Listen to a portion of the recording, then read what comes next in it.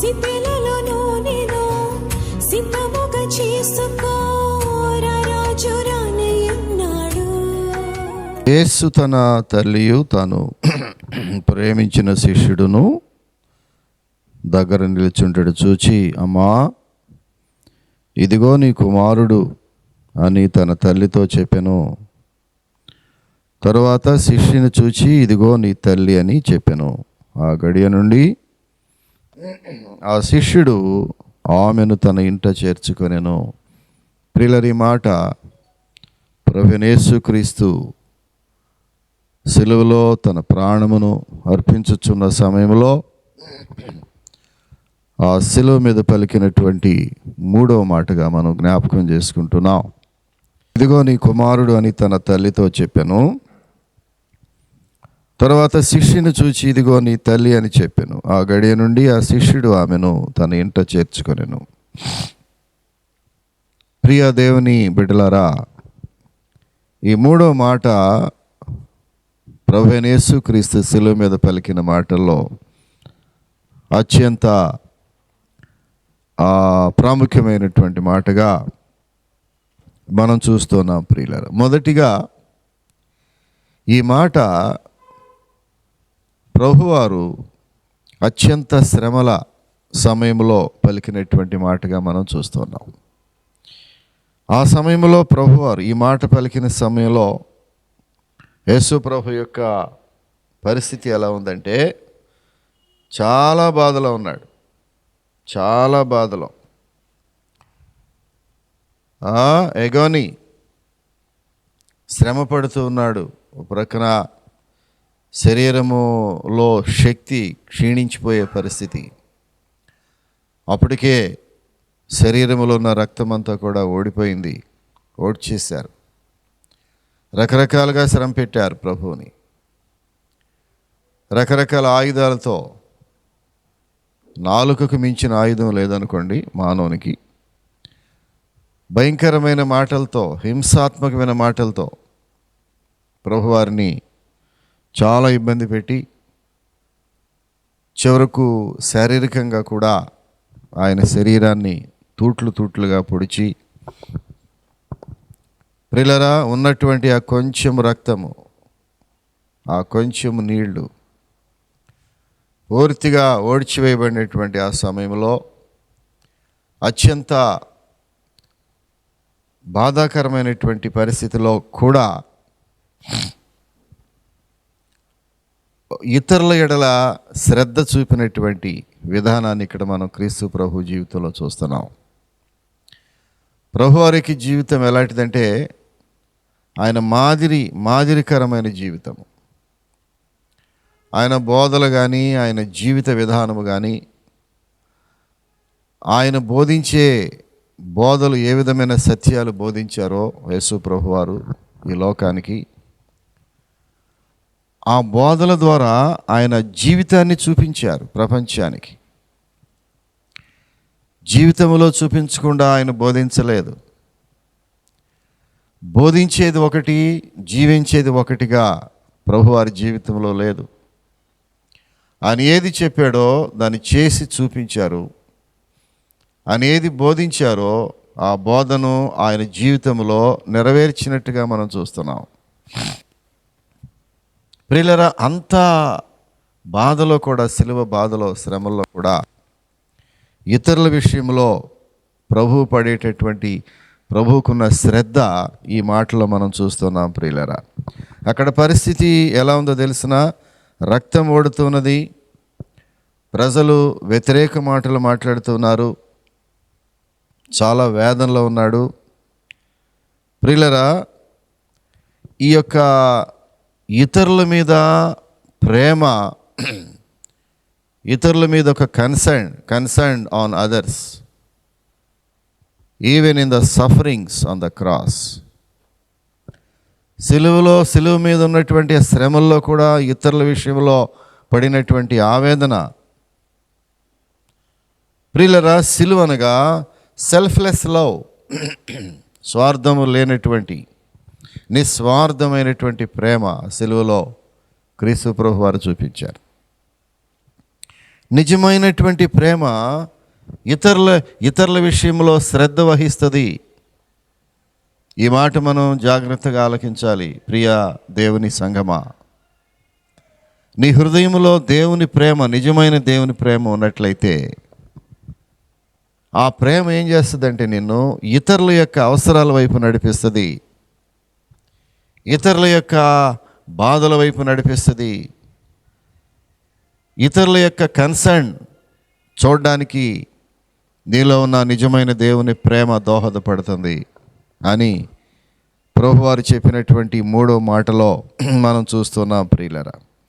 ఇక్కడ చూసినట్లయితే రెండవదిగా కుమారుని యొక్క బాధ్యత నెరవేర్చినట్లుగా ఈ మాట కనిపిస్తుంది ప్రియులరా. అమ్మా ఇదిగో నీ కుమారుడు. ప్రియులరా, అక్కడ మరియను చూశాడు, తల్లి అయినటువంటి మరియను సిలువ దగ్గర దీనాతి దీనమైన ఆ చూపుతో.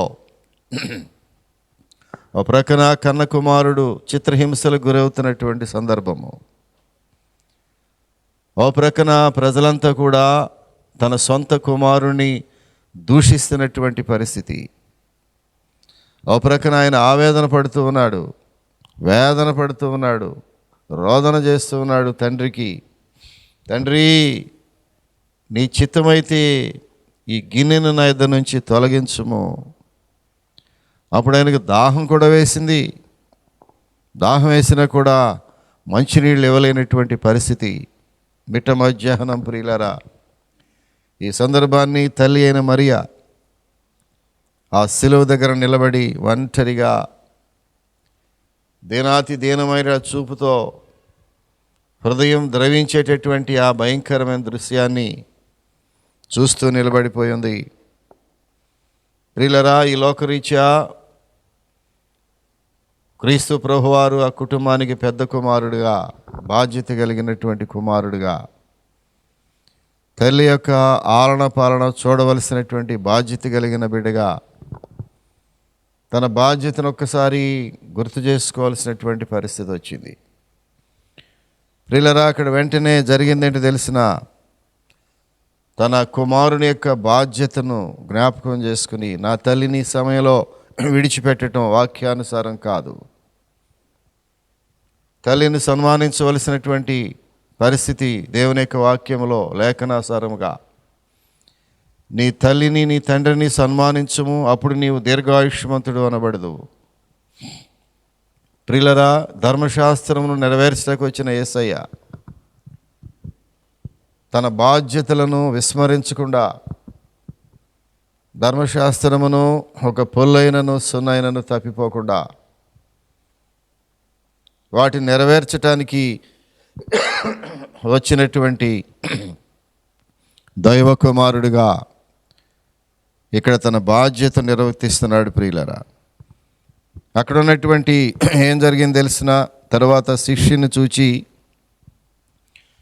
తను మిక్కిలిగా ప్రేమించినటువంటి శిష్యుని చూచి, తన బంధువు అయినటువంటి ఆ శిష్యుని చూచి ఇదిగో నీ తల్లి అని చెప్పాను. అమ్మా ఇదిగో నీ కుమారుడు,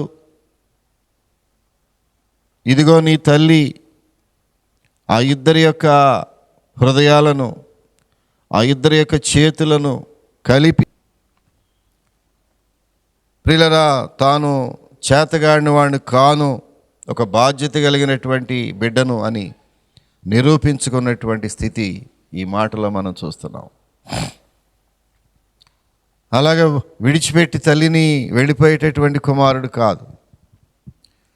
తను పంపినటువంటి తండ్రి స్థానము దగ్గరకు వెళ్ళిపోతానని, తిరిగి మరలా పరలోక రాజ్యం చేరుకుంటున్నానని, పరదేశంలోకి వెళ్ళిపోతున్నానని, ఆ ఉద్దేశంతో ఈ తల్లిని విడిచిపెట్టి వెళ్ళటం ఏమాత్రం సమంజసము కాదు అని నిర్ణయం తీసుకున్నటువంటి క్రీస్తు ప్రభు తన బాధ్యత నెరవేరుస్తూ, కుటుంబ బాధ్యతలు, ఆత్మీయ జీవితం ఒక ప్రక్కన, కుటుంబ బాధ్యతలు ఒక ప్రక్కన. చాలామంది దినాల్లో ప్రియులరా, ఆత్మీయ జీవితంలో కొంతవరకు వెళుతూ కుటుంబ బాధ్యతలను విస్మరించే వాళ్ళను ఈరోజు ఈ వాక్యం హెచ్చరిస్తూ ఉంది. ప్రియులరా, కుటుంబ బాధ్యతలను ప్రక్కన పెట్టి, కుటుంబ పోషణను ప్రక్కన పెట్టి, బిడ్డల యొక్క బాగోగులను ప్రక్కన పెట్టి, కుటుంబ సభ్యులను విస్మరించి నీవు భక్తి చేయలేవు. ప్రభువారి మాటల్లో చాలా స్పష్టంగా ఇక్కడ కనబడుతూ ఉంది. తను కుటుంబానికి ఒక పెద్ద కుమారుడుగా ప్రభువారు తన బాధ్యత నిర్వర్తిస్తున్నప్పుడు, ప్రియులరా, you must take care for your family. కుటుంబ బాధ్యత, తల్లిదండ్రుల బాధ్యత, తల్లిదండ్రుల యొక్క ఆలన పాలన చూడట, కుటుంబాన్ని కేర్ చేయటము, బాధ్యత కలిగినటువంటి పౌరునిగా, బాధ్యత కలిగిన బిడ్డలముగా కుటుంబాన్ని గురించినటువంటి ఆ కేర్ తీసుకోవాల్సిన అవసరత. ప్రియులారా, ఇక్కడ చూసినట్లయితే పరిశుద్ధత ప్రార్థనలోనే కాదు, బాధ్యతలు కూడా చూపించాడు యేసయ్య. మేము పరిశుద్ధులమండి, దేవుని సేవలో ఉన్నామండి, దేవుని పరిచర్యలో అలుపెరగకుండా పోరాడుతున్నామండి అని నీ కుటుంబాన్ని విస్మరిస్తే అది వాక్యానుసారం కాదు. ఈ దినాల్లో చాలామంది కుటుంబాన్ని విస్మరించి పరిచర్యలో లాగా పరిగెత్తుతూ వెళితే మనకు చూస్తున్నాం మనం. దానివల్ల కుటుంబాలు విచ్ఛిన్నం అయిపోతున్నాయి, కుటుంబ బాధ్యతలు విస్మరిస్తున్నారు, బిడ్డలు సరైనటువంటి స్థితిలో పెంచలేకపోతున్నారు. వారి బాధ్యతలను ప్రియులరా మరి బాధ్యతాయుతమైన పెంపకాల్లోకి వారి బిడ్డలు వెళ్ళలేకపోతున్నారు. దాని ద్వారా ఆశించిన ఫలితాలు కుటుంబాల్లో రావటం లేదు. ఇక్కడ మనం చూసినట్లయితే పరిశుద్ధత ప్రభువుకు ప్రార్థనలో మాత్రమే కాదు, బాధ్యతల్లో కూడా తన యొక్క పరిశుద్ధ జీవితాన్ని ప్రపంచానికి చూపించిన గొప్ప తండ్రి, గొప్ప కుమారుడు, గొప్ప ప్రభు యేసుక్రీస్తు ప్రభు. ప్రియులారా, చూడండి దయచేసి, ఇక్కడ మూడవదిగా చూసినట్లయితే ఒక నూతనమైన ఆత్మీయ కుటుంబాన్ని ఏర్పాటు చేశాడు. ఇక్కడ ప్రియులారా, ఒక నూతన కుటుంబాన్ని క్రియేట్ చేయబడింది. ఇక్కడ ప్రభువారు వెళ్ళిపోతున్నారు, కొద్ది నిమిషాల్లో తన ఆత్మను తండ్రికి అప్పగించుకుంటున్నారు, పరదేశంలోకి వెళ్ళిపోవడానికి సిద్ధమైపోయారు. తండ్రి కూడా తన కుమారుని యొక్క ఆత్మను స్వీకరించడానికి సిద్ధమైపోయారు. ప్రియులారా, ఈ యొక్క ఆఖరి గడియల్లో భూమి మీద ఒక నూతనమైన కుటుంబానికి అంకురార్పణ జరిగింది. Praise the lord. ఏంటి ఇక్కడ జరిగిన విషయం ఏంటంటే ప్రియులారా, చూడండి, ఈ యొక్క యోహాను గారి యొక్క క్రీస్తు ప్రభు ఎక్కువగా ప్రేమించినటువంటి శిష్యుడైనటువంటి యోహాను, క్రీస్తు ప్రభుకి లోకరీత్యా కూడా బంధువుగా ఉన్నటువంటి యోహాను, ఈ యోహాను యొక్క పాత్ర బైబిల్లో ప్రియులారా ప్రతి విశ్వాసికి అన్వయించేటట్లుగా ఉంది. ఈ యోహాను యొక్క బాధ్యత, యోహాను యొక్క పాత్ర ఈ లోకంలో ప్రతి విశ్వాసి వారి జీవితంలో ప్రభావితం కావాలి అనేదే ప్రభువారికి ఉద్దేశం. ఇక్కడ ప్రియులారా, క్రీస్తులో మనమందరం ఒకే కుటుంబము. క్రీస్తులో మనము ఫలానని, మనము వీరు అని, మనము వారు అని ఏమాత్రము కూడా తారతమ్యాలు లేవు అని గ్రహించాలి. బైబిల్ ప్రకారం ప్రియులారా, that all may be one. ప్రభు దృష్టిలో, క్రీస్తు దృష్టిలో అందరూ సమానులే, అందరము రక్త సంబంధులమే. యేసు రక్తములో కడగబడిన మనమందరము రక్త సంబంధులమే. ఈ లోక బంధుత్వం లేకపోయినా, ఈ లోక రక్త సంబంధులు కాకపోయినా, ఈ లోకంలో భారతదేశంలో ఉన్నటువంటి భయంకరమైన కులాలు సృష్టించినటువంటి కులాల్లో ఆ పుట్టినటువంటి కుటుంబాల్లో మనము వేరైనా యేసు రక్తములో కడగబడిన మనము ఒకే కుటుంబము, ఒకే కుటుంబము ప్రియులారా, ఒకే మనసు, ఒకే ప్రేమ, ఒకే ప్రేమ. ఇక్కడ ఒక క్రొత్త కుటుంబాన్ని తయారు చేశాడు దేవుడు. వెళుతూ భూమి మీద ఒక నూతన కుటుంబానికి అంకురార్పణ చేసి వెళ్ళటం చూస్తున్నాం మనం. యోహాను గారిని పిలిచి అంటాడు, యోహాను గారిని పిలిచి, అమ్మా ఇదిగో నీ కుమారుడు, ఇదిగో నీ తల్లి. ఇప్పుడు నీవు మా కుటుంబంలోకి ఈ లోకరీత్యా బాధ్యత లేనివాడవైనా ఇప్పటి నుంచి ఒక బాధ్యత నీకు ఇస్తున్నాను నేను. ఆ తల్లి బాధ్యతను స్వీకరించు. నేను వెళుతూ ఉన్నాను, తల్లిని అనాథగా ఒంటరిగా విడిచిపెట్టడం వాక్యానుసారమైంది కాదు. ఆ తల్లి నన్ను నవమాసాలు మోసి కని పెంచినటువంటి తల్లి ఈ లోకరీత్యా. ఎందుకనగా పరిశుద్ధుడైనటువంటి దేవాది దేవుడు కన్య మరియ గర్భములో జన్మించి లేఖనానుసారముగా ఆయన సంపూర్ణ దేవుడిగా ఉండి కూడా సంపూర్ణ మానవుడిగా ఆ మరియ పవిత్రమైన గర్భాన్ని ఎంచుకొని ఆ పరిశుద్ధురాలి యొక్క గర్భము ద్వారా జన్మించినటువంటి క్రీస్తు ప్రభు ఆ తల్లికి ఇచ్చేటటువంటి ఆ ప్రాధాన్యత, తల్లి మీద చూపేటటువంటి ప్రేమ, ఎలాంటి బాధ్యతను నిర్వర్తించాడు. ప్రియులారా, ఒక నూతన కుటుంబానికి అంకురార్పణ చేయటం జరిగింది. యోహాను పిలిచి ఆ తల్లి అయినటువంటి మరియమ్మ గారిని పిలిచి ఇద్దరి చేతులు పట్టించి, ఇక నుంచి ఒక నూతన కుటుంబం, మీరు ఒక తల్లిగా బిడ్డగా తల్లి యొక్క ఆలన పాలన, తల్లి పోషణ బాధ్యతను స్వీకరించు, తల్లిని విడిచిపెట్టవద్దు. ప్రియులారా, సంఘం అనగా ఒక ఆత్మీయ కుటుంబం. ఇది చాలాసార్లు నేను చెప్తూ ఉంటాను ప్రియులారా, సంఘం అనగా ఇది ఆత్మీయ కుటుంబము. ఈ కుటుంబంలో మనందరము కూడా రక్త సంబంధుల కంటే ఎక్కువగా ఉన్నవారము, మనమందరము బంధువుల కంటే ఎక్కువైనటువంటి వారము. యేసు రక్తములో కడగబడి ఒకే పాత్రలో ఒకే గిన్నెలో తాగుతూ ఒకే పాత్రలో ఉంది తింటూ, ప్రియులారా, ఒకే శరీరము ఒకే ఆత్మ, మనమందరము కూడా ఒక సంఘం అనగా ఇది ఆత్మీయ కుటుంబము. ఇదిగో ఇక్కడ ప్రభువారు ఒక నూతన కుటుంబానికి తెరలేపారు. ఇక్కడ నేను వెళ్ళిపోతున్నాను, ఈ కుటుంబం చిన్న భిన్నం అవటం మంచిది కాదు, ఇప్పుడు ఒక నూతన కుటుంబాన్ని క్రియేట్ చేస్తున్నాను. ఇదిగో తల్లి, ఇదిగో నీ కుమారుడు, ఇక నుంచి తల్లి కుమారులుగా ఒకళ్ళనొకళ్ళు బాధ్యతలు స్వీకరించండి అని ఒక నూతన కుటుంబాన్ని ఏర్పాటు చేసి వెళ్ళిపోయారు. ఎంత ప్రేమ దీనిలో దాగి ఉంది ప్రియులరా.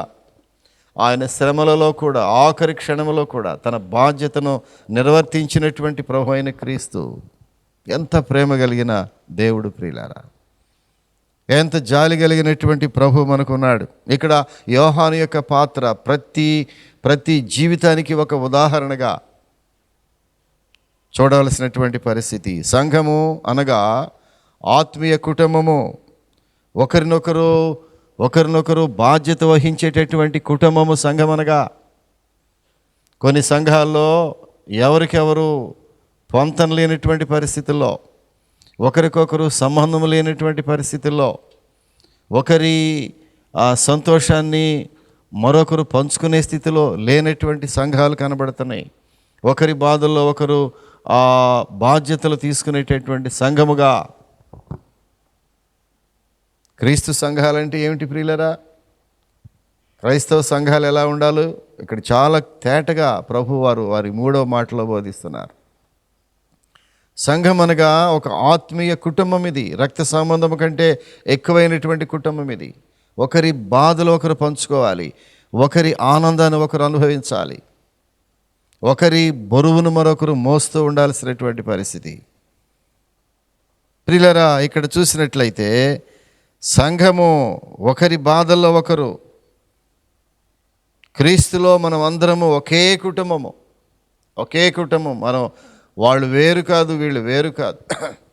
మేము ఫలానా చోట నుంచి వచ్చామండి, మేము ఫలానా కుటుంబాల నుంచి వచ్చామండి, మా జాతి వేరు, మా కమ్యూనిటీ వేరు, మా అలవాట్లు వేరు, మా సంస్కృతి వేరు అనేది దేవుని యొక్క సంఘములో లేదు అని మరొకసారి ఈ క్రీస్తు ప్రభు యొక్క 3వ మాట ద్వారా సంఘానికి జ్ఞాపకం చేస్తూ ఉన్నాను. ప్రియులారు, ఇక్కడ చూసినట్లయితే సిలువలో ఒక క్రొత్త కుటుంబాన్ని క్రియేట్ చేయబడింది. ఒక నూతన కుటుంబానికి అంకురార్పణ జరిగింది. ప్రియులారా, ఇది ప్రతి ఒక్క మనుషునికి వ్యక్తిగతమైనటువంటి మాట ఇది ప్రియులారా. ఈ మూడవ మాట ప్రతి వ్యక్తి వ్యక్తిగతంగా తీసుకోవాల్సినటువంటి మాటగా ఉన్నది. ప్రియులారా, ఇక్కడ తల్లి మరియకు లేకపోతే యోహాను గారికి చెప్పిన మాటలు కాదు ఇది అని ఈ ఉదయకాల సమయంలో నీవు గ్రహించాలి సహోదరుడా. అమ్మా ఇదిగో నీ కుమారుడు అని మరియకు చెప్పిన మాట మాత్రమే కాదు, ఇదిగో నీ తల్లి అని యోహాను గారికి చెప్పిన మాట మాత్రమే కాదు ఇది. ఈ మాట ప్రపంచంలో ఉన్న ప్రతి మనుషునికి, ప్రతి విశ్వాసికి చెప్పినటువంటి మాటగా ఉదయకాల సమయంలో భావించుకోవాలి. ఒకరికొకరు కేర్ తీసుకోవాల్సినటువంటి పరిస్థితి ప్రియులరా. ఒంటరిగా జీవించడం కాదు, ఇతరుల యొక్క భారమును వహించి గలతీలకు రాసిన పత్రిక 6వ అధ్యాయము ప్రియులరా 2వ వచనాన్ని మనం జ్ఞాపకం చేసుకోగలిగితే, ఒకని భారములోనొకడు భరించి ఇలాగూ క్రీస్తు నియమమును పూర్తిగా నెరవేర్చుడి. ఇది క్రీస్తు యొక్క నియమము. ఒకరి భారములను ఒకరు ప్రియులరా భరించటం అనేది ఇది క్రీస్తు యొక్క నియమముగా కనబడతా ఉంది. సంఘములో ఇతరుల యొక్క భారములు వహిస్తున్నావా? మారు మనసు పొంది రక్షించబడిన సహోదరి సహోదరుడా, ఇదిగో ఇక్కడ ఇతరుల యొక్క భారమును వహించవలసినటువంటి ఆవశ్యకత ఉంది అని నొక్కి చెప్పారు ప్రభు అయిన క్రీస్తు తన యొక్క శిలువ మీద 3వ మాటలో. ఇతరుల కొరకు ఆలోచన చేశాడు ఆయన.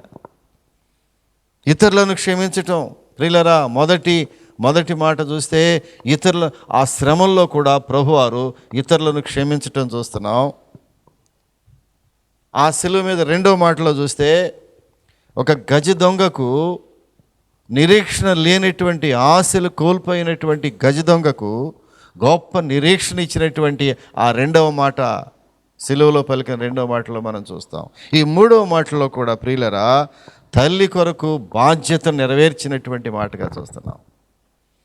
తల్లి యొక్క బాధ్యతను చివరి క్షణంలో కూడా, ఆఖరి గడియల్లో కూడా తన ప్రాణమును, తన ఆత్మను కొద్ది క్షణాల్లో దేవునికి అప్పగించేటటువంటి ఆ యొక్క చివరి క్షణములలో కూడా తన ఆలోచన ఎప్పుడు కూడా ఇతరుల యొక్క మేలు, ఇతరుల యొక్క బాధ్యత, ఆ తల్లి యొక్క బాధ్యత, కుమారుని యొక్క బాధ్యత, అవన్నీ కూడా ఆయన మనసులో రేకెత్తించినవి ప్రియులారా. బాధ్యతను విస్మరించలేదు. ప్రేమ, ఈ 3 మాటల్లో ప్రియులారా, ప్రేమ, క్షమాపణ, ఇతరుల విషయంలో బాధ్యత, ఈ 3 మాటల్లో మనం చూస్తున్నాం ప్రియులారా. ఇక్కడ ఒక యుద్ధములో ముమ్మరంగా యుద్ధం చేస్తున్న ఒక దేశ సిపాయి సైనికుడు తన యుద్ధంలో పోరాడుతూ ఉన్నప్పుడు, రక్తం ఓడుతూ ఉన్నటువంటి ఆ సమయంలో, దేశం కోసం పోరాటం చేస్తున్న సమయంలో, ఆ సమయంలో కూడా వారి ఆలోచన కుటుంబం మీద, తన భార్య బిడ్డల మీద, వారికి ఏ సమయం కొంచెం దొరికిన కుటుంబంతో మాట్లాడేటటువంటి ఆ ఆశ, తన భార్య, తన బిడ్డలు, తన కుటుంబ సభ్యులు, తన తల్లిదండ్రులు ఏ విధంగా ఉన్నారో ఆశపడతాడు ఒక సిపాయి. తను దేశం కొరకు ప్రయాసపడుతున్న, రక్తము చిందించుచు ఉన్న, ప్రాణాపాయ స్థితిలో ఉన్న, ఆఖరి క్షణంలో ఉన్న, దేశం కొరకు తన జీవితమును సమర్పించుచున్న సమయంలో కూడా ప్రియులరా ఆ సిపాయి చేసేది ఏంటో తెలిసిన, ఆ కుటుంబంలో ఆ భార్య బిడ్డల కొరకు ఆలోచించి వారి యొక్క యోగక్షేమాల కొరకు ఆలోచిస్తాడు. ప్రియులరా, ఇందులో ప్రేమ, సిలువ అనేది కేవలం రక్షణ కొరకే కాదు. ప్లీజ్ ఈ మాట సంఘం అర్థం చేసుకోవాలి. సిలువ రక్షణ కొరకే, సిలువ ప్రేమ కొరకే, సిలువ మానవుని యొక్క ఆ మార్పు కొరకే. కానీ సిలువ అంతవరకే కాదు, మానవ సంబంధాలు, మానవులు చూపించే బాధ్యతలు, మానవుల మధ్యలో ఉన్న ప్రేమలు కూడా బయలుపరిచేదే సిలువ అనేది ప్రియులారా. యేసు ప్రభువారు సిలువలో మాట్లాడేటువంటి మూడో మాటలో కేవలము రక్షణ కొరకు మాత్రమే ఈ మాట కనిపించడం లేదు. ఈ మాటలో మానవ సంబంధాల యొక్క పటిష్టత, మానవ సంబంధాలు ఎలాగ బలపడాలి, మానవుల సంబంధాల మధ్యలో ఎంత ప్రేమ దాగి ఉండాలి అనేటటువంటి సత్యాన్ని కూడా చాలా గట్టిగా చెప్పగలిగిన మాట ప్రియులారిది. అమ్మా నీ కుమారుడు, ఇదిగో నీ కుమారుడు, ఇదిగో నీ తల్లి. ఎలాంటి బాధ్యతను ప్రియులారా ప్రదర్శించినటువంటి పరిస్థితి ఇక్కడ. ఇలా చూసినట్లయితే రక్షణ కొరకే కాదు సిలువ అనేది, ఈ సిలువ అనేది మానవ సంబంధాలను, మానవ యొక్క బాధ్యతలను, మానవునికి ఉన్నటువంటి ప్రేమను కూడా ఒక బాధ్యతాయుతంగా చూపించేదే సిలువ అంటే ప్రియులారా అనేటటువంటిది ఈ యొక్క మూడో మాటలో చాలా స్పష్టంగా మనం చూస్తాం ప్రియులారా. కాబట్టి ఇక్కడ మనం ఆలోచించాల్సింది, ఇతరుల కొరకు నీవు ఆలోచిస్తున్నావా ప్రియ సహోదరి సహోదరుడా? ఇతరులకు యోగక్షేమంలో చూడగలుగుతున్నావా? కొంతమంది మాట్లాడుతుంటారు, వి ఫోర్ నో మోర్, మేము నలుగురు, మాకు ఎవరూ లేరు ఈ ప్రపంచంలో. చాలా కుటుంబాలు నాకు తెలుసు, వారు ఇతరులతో ఏమాత్రము సంబంధం లేకుండా, తత్సంబంధాలు మెయింటైన్ చేయకుండా, నేను, నా బిడ్డలు, నా కుటుంబం, నా భార్య, నా ఇల్లు, నా సంపాదన, నా ఉద్యోగం, నా వ్యాపారము, ఇంతేనా మానవ సంబంధాలు ప్రియులరా? క్రీస్తు ప్రభువారు సిలువలో పలికిన మూడో మాటలో మానవ సంబంధాలు గట్టిపడాలి, మానవ సంబంధాలు బలహీనపడకూడదు, మానవుల మధ్యలో ఉన్న ప్రేమ చల్లారిపోకూడదు, సంఘములో ఉన్న ప్రేమలు చల్లారిపోకూడదు. సంఘమనగా ఇది ఆత్మీయమైన కుటుంబం, ఇది మనమందరం ఒక కుటుంబము, మనలో ఎటువంటి తారతమ్యాలు లేవు, ఎక్కువ తక్కువ వారు మనకు లేరు. దేవుని మందిరములో కూర్చుని వాక్యం వింటున్న మనము, ప్రార్థిస్తున్న మనము, విశ్వాసులమని పేరు తెచ్చుకున్నటువంటి మనము, మన మధ్యలో ఎలాంటి తారతమ్యములు లేవు, ఉండకూడదని ఈ మూడవ మాట మనకి చాలా స్పష్టంగా బోధిస్తుంది ప్రియులారా.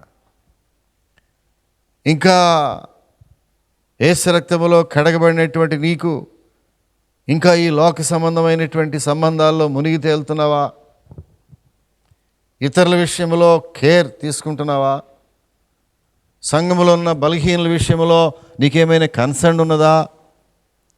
సంఘములో దారి తొలగిపోతున్నటువంటి విశ్వాసుల విషయంలో ఏమైనా బాధ్యత తీసుకుని వారి కొరకు కన్నీటి ప్రార్థన చేయగలుగుతున్నావా? ప్రియులరా, క్రీస్తు ప్రభుకున్న ప్రేమ ఎంత విలువైంది, ఎంత గొప్పది. ఆయన శ్రమల్లో, భయంకరమైన శ్రమల్లో ఉండి కూడా ఇతరుల కొరకు ఆలోచిస్తున్నటువంటి ఆ ప్రేమమూర్తి, ఎంత ప్రేమ ఆయనలో దాగి ఉంది. దేవుడు లోకమును ఎంతో ప్రేమించాడు. ఆయన ప్రేమే నిన్ను దేవుని దగ్గర తీసుకొస్తూ ఉంది.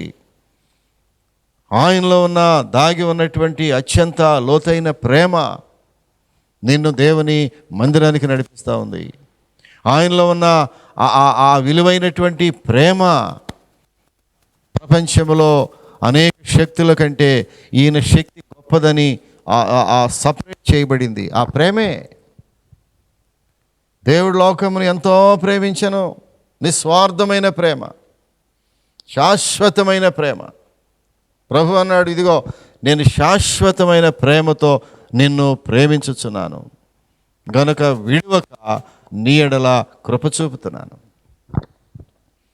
యేసయ్య ప్రేమ శాశ్వతమైంది సహోదరుడా. ఈ లోక ప్రేమ వ్యర్థమైందే. ఈ లోక ప్రేమలో నిజము లేదు. ఈ లోక ప్రేమ అని పిలువబడుతున్న 2 అక్షరాల ప్రేమలో నిజము లేదు. ప్రేమ అన్నిటికీ తాళుకొనును, ప్రేమ పాప దోషములను కప్పును.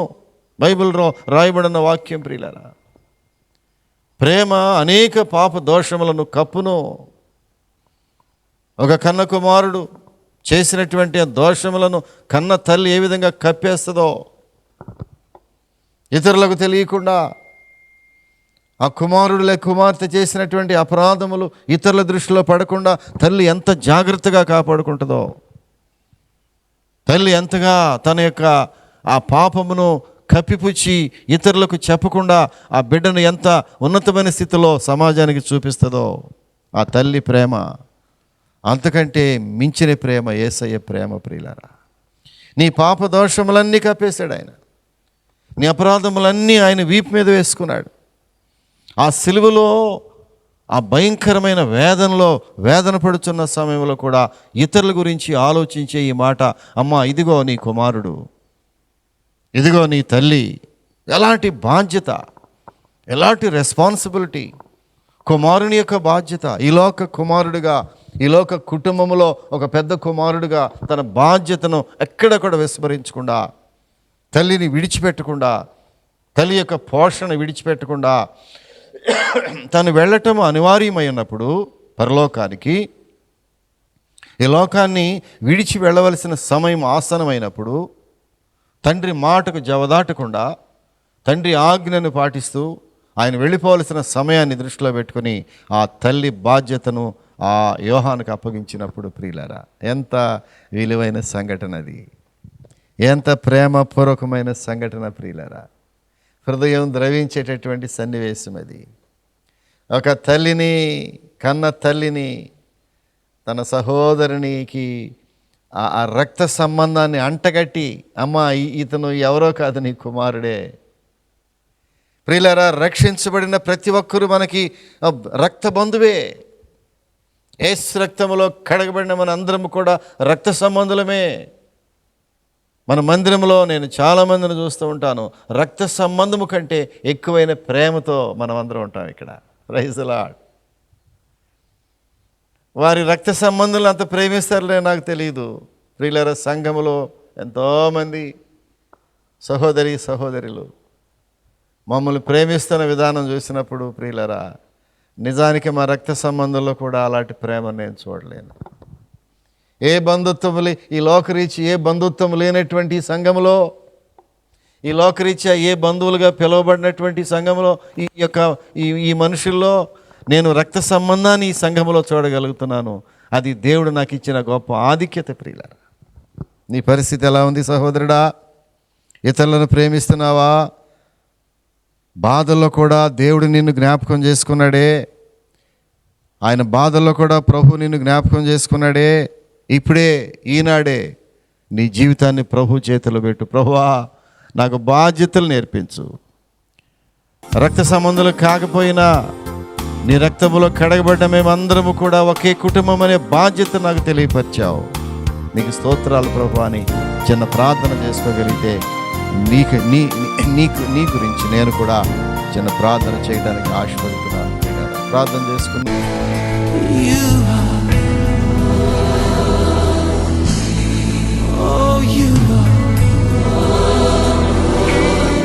పరిశుద్ధుడా, ప్రేమమయుడా, నీ పాదాలకు వందనాలు. ప్రభువా, మీరు సిలువలో పలికిన 3వ మాట, అమ్మ ఇదిగో నీ కుమారుడు, ఇదిగో నీ తల్లి. ఎంత బాధ్యతాయుతమైన మాట పలికావు. కుమారుని యొక్క బాధ్యత నిర్వర్తించావు. అంత శ్రమలో కూడా, ఆఖరి చివరి క్షణాల్లో కూడా ఇతరుల కొరకైన బాధ్యతను, ఇతరుల మీద ఉన్న ప్రేమను మీరు చూపించారు. నిజమైన ప్రేమ ఇతరుల యొక్క బాధ్యతలు నెరవేర్చదన్నావు.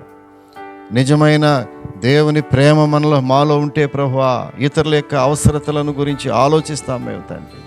అలాంటి ఆలోచన మా బిడ్డలకు ఇచ్చినందుకు మీకు స్తోత్రాలు. అలాంటి రక్త సంబంధమైన సంఘాన్ని మాకు ఇచ్చినందుకు స్తోత్రాలు. బిడ్డలందరూ ఒకే కుటుంబం, ఒకే రక్త సంబంధులుగా మేమందరము నిన్ను స్తుతించే భాగ్యం మాకు ఇచ్చినందుకు మరొకసారి స్తుతులు, స్తోత్రాలు చెల్లించు. ఈ వాక్యాన్ని విన్న ప్రతి ఒక్కరిని జ్ఞాపకం చేసుకున్నాం. ప్రతి అవసరతను మీరు తీర్చు. యేసునామమున అడుగుచున్నాము తండ్రి. ఆమేన్, ఆమేన్, ఆమేన్. ప్రియులారా, మంచి వర్తమానాలు మీరు వింటున్నారు. మెర్సీ ప్రార్థన మందిరం నుండి వెలువడేటటువంటి ఈ విలువైన వర్తమానాలను మీరు విని ఆత్మీయంగా మేలు పొందుతున్నారని విశ్వసిస్తున్నాను. అనేకులు ఈ వర్తమానాలు విని ఫోన్ ద్వారా మాకు తెలియపరుస్తున్నారు. వారి ప్రార్థన అవసరతలు మాకు తెలియపరుస్తున్నారు. వారు ఆత్మీయంగా మేలు పొందుతున్న విధానాన్ని కూడా వారు ఫోన్ కాల్స్ ద్వారా నాతో నేరుగా మాట్లాడుతున్నారు. ప్రియులారా, మీలో ఎవరైనా మమ్మలను సంప్రదించాలని ఆశపడినట్లయితే మా అడ్రస్ ఒకసారి చెప్పడానికి ప్రయత్నం చేస్తున్నాను. మెర్సీ ప్రార్థన మందిరము, డోర్ నంబర్ 3-62/2, డ్రైవర్స్ నగర్, కొత్త బైపాస్ రోడ్, గుడివాడ. మా అడ్రస్ మరొకసారి, pastor reverend doctor KJ Victor Paul, Mercy ప్రార్థన మందిరము, డోర్ నంబర్ 3-62/2, డ్రైవర్స్ నగర్, కొత్త బైపాస్ రోడ్, గుడివాడ. మమ్మలను సంప్రదించవలసిన ఫోన్ నంబర్లు 93-98-632944, 9398-632944 మరియు 93-98-92-9262, 9398-92-9262.